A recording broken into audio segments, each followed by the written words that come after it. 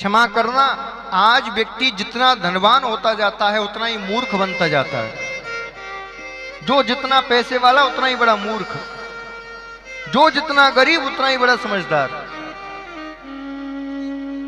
देखो आप, कोई गरीब आदमी है बेचारा गांव में रहता है, शुद्ध घी खाएगा, शुद्ध अन्न खाएगा, शुद्ध वायु लेगा, लेकिन जैसे ही शुद्ध कपड़े पहनेगा, लेकिन जैसे ही लोगों के पास पैसा बढ़ता है शुद्ध भोजन करना भूल जाते हैं, सड़ा गला खाते हैं।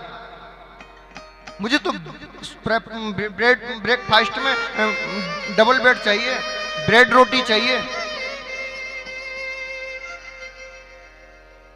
ब्रेड बनता ही जब सड़ जाता है। ये विदेशों के लिए, भारत के लिए नहीं है ब्रेड की परंपरा।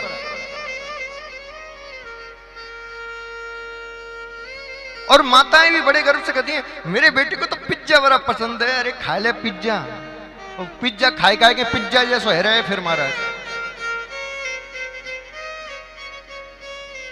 जब गरीब थे तो शुद्ध भोजन कर रहे थे, जैसी पैसा आया तो उल्टा सीधा जानवर भी ना खाएं ऐसे भोजन को करने लग गए। जब गरीब थे सुंदर वस्त्र पहनते थे, जैसी पैसा आया फटे पुराने पहनने लग गए। यहां ते फटो वहां ते फटो, और ना फटो तो हाथन से फाड़ ले। बताओ तुम अमीर हो रहे हो कि मूर्ख हो रहे हो? बताओ,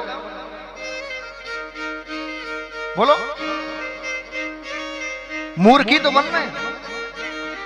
अमीर बनने का अर्थ है यदि भगवान की कृपा से आपको धन प्राप्त हो रहा है तो उस धन का सदुपयोग करो, अमृत के तुल्य भोजन करो, सुंदर वस्त्र आभूषण पहनो। ज्यादा पैसा है ना, सोने की कढ़ाई करवाओ ना अपने सूटों पर, सोने की कढ़ाई करवाओ अपनी साड़ी पर। कम से कम फटे पुराने तो मत पहनो, फटे कपड़े पहनो। ज्यादा पैसा हो रहा है, काजू बादाम के सुंदर रोज हलवा खाओ बना बना के, तो ब्यूटी पार्लर जाने की जरूरत नहीं पड़ेगी। वो काजू बादाम की चमकते ही चेहरा चमकने लग जाएगा। अब पहले तो पिज्जा खा के अपनी चेहरे की लाइट बुझा लेंगे, फिर ब्यूटी पार्लर वाली तो कहेंगे नेक जलाए दे, नेक 2-4 लीपा पोती कर दे। फिर वो लीपा पोती करके थोड़ा बहुत प्रकाश ला पाएगी। अरे भाई तुम पहले ही खाए के अंदर थी जलाए लो।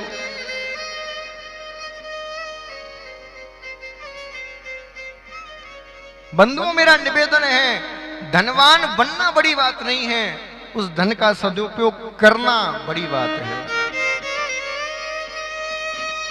अब यहां बैठे माँ बाप से भी कहूंगा, गोविंद ने आपको धन दिया है तो व्यर्थ में उसको खर्च मत करो। अपने पुत्र पुत्रियों को बताओ कि बेटा ये धन कैसे कमाया जाता है। आप राम जी से सीखिए, संपूर्ण धरती के एक छत्र सम्राट।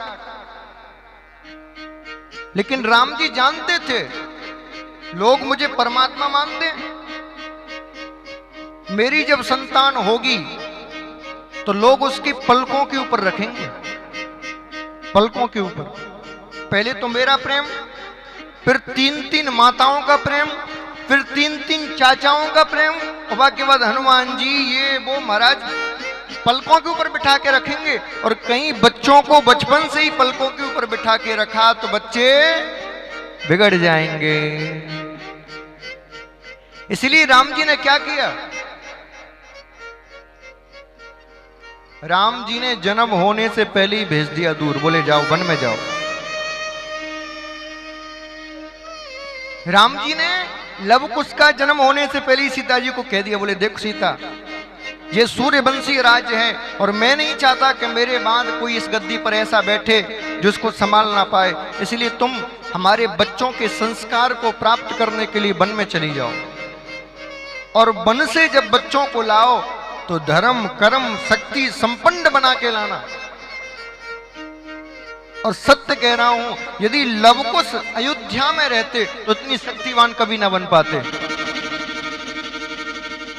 2 लवकुश छोटे छोटे बच्चों ने पूरी राम की सेना को हरा दिया, जिनको बड़े बड़े रावण जैसे ना हरा पाए 2 छोटे बच्चों ने हरा दिया। क्या बताओ अयोध्या में रह कितने वीर बन पाते? आप भी थोड़ा कठोर बन जाया करो। जब आपके घर में संतान हो कठोर बन जाओ। अपने बच्चों को बेबी मत बनाओ, वीर बनाओ। हाँ, मेरा बेबी है, जॉनसन से बेबी लगाए लगाए के महाराज बेबी धूल में ना चला जाए। नो नो डस्ट है बेटा, नहीं नहीं नो जाना है। तेरा बेटा जब तक धूल में नहीं जाएगा तो तब तक उसके अंदर एंटीबॉडी कैसे बनेगी? जब तक धूल में खेलेगा नहीं तब तक रोगाणुओं से लड़ने की क्षमता कैसे आएगी उसके अंदर? धूल में ना चला जाए। बना ले भाई बेबी। पर वो जिंदगी भर बेबी बना रहता है महाराज। पहले माताजी बेबी बोलती हैं, फिर कॉलेज में जाता है तो कॉलेज वाली बेबी बोलती है, और जैसी घर में श्रीमती आती है तो वो भी बेबी नाम से सेव कर लेती है नंबर बेबी। वो बेबी बना रहता है जिंदगी भर। अरे माताओं निवेदन है, ये राजस्थान वीर भूमि है, बेबी मत बनाओ, बच्चों को वीर बनाओ, वीर बनाओ।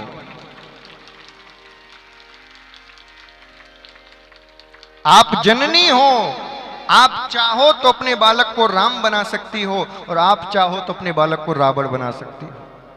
इसीलिए निवेदन है, बालकों को वीर बनाइए।